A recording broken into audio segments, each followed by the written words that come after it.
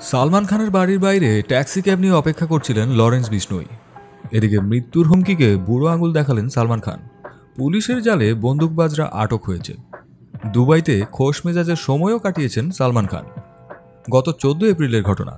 বলিউডের জনপ্রিয় অভিনেতা সালমান খানের গ্যালাক্সি অ্যাপার্টমেন্টের বাইরে গুলি চলেছিল, আর সেই ঘটনা ঘিরেই মুম্বাইতে হুলস্থুল পড়ে যায়। কড়া নিরাপত্তায় মুড়ে ফেলা হয় সালমান খানের বাড়ি। তবে এরই মাঝে অবশ্য অভিযুক্তরা ধরা পড়েছেন। আর এই ঘটনার ঠিক কদিন পরেই মুম্বাই বিমানবন্দরে দেখা যায় সালমান খানকে। জানা যায় তিনি দুবাই উড়ে গিয়েছিলেন। মরু শহরে খোশ মেজাজে ধরা পড়েছিলেন অভিনেতাকে।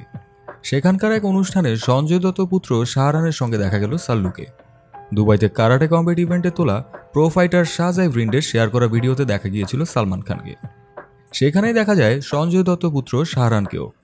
কারাটে কম্বেট ইভেন্টে তোলা এবং প্রো ফাইটার শাহজাই ব্রিন্ডের শেয়ার করা একটি ভিডিওতে সালমান খানকে হাসতে দেখা যায় যখন তিনি ছবির জন্য পোজ দেন এবং সেখানকার লোকদের সঙ্গে কথা বলেছিলেন।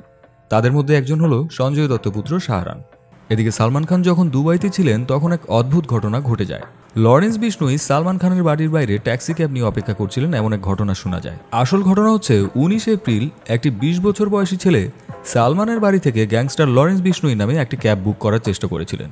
ছেলেটিকে ইতিমধ্যে গ্রেফতার করা হয়েছে। তিনি সালমান খানের বাড়ি থেকে ব্যান্ড্রা থানায় দুবার একটি ক্যাব বুক করার চেষ্টা করেছিলেন। যদিও তিনি নিজেকে সালমানের ভক্ত বলেছেন এবং বলেছেন যে এই খবরে বিরক্ত হয়ে তিনি এই প্র্যাঙ্ক করেছেন। সালমান খানের Y+ নিরাপত্তা থাকলেও তার বাড়িতে গুলি চালানোর সময় এই নিরাপত্তা আরও কড়া করা হয়েছে। পুলিশ বেশ তৎপর, যে কারণে সালমান বিমানবন্দরে পৌঁছলে ভক্তরা একপাশ হয়ে যান। জানা গেছে সালমানের বাড়িতে গুলি চালানোয় অভিযুক্ত ভিকি ও সাগার দুজনকে গ্রেফতার করা হয়েছে।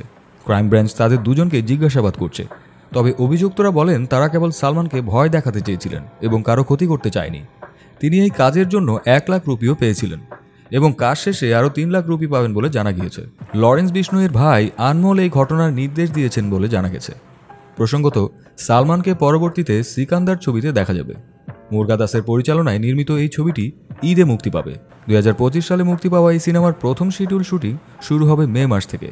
তার বাড়িতে হামলা সত্ত্বেও সালমান খান তার কোনো শিডিউল বাতিল করেননি।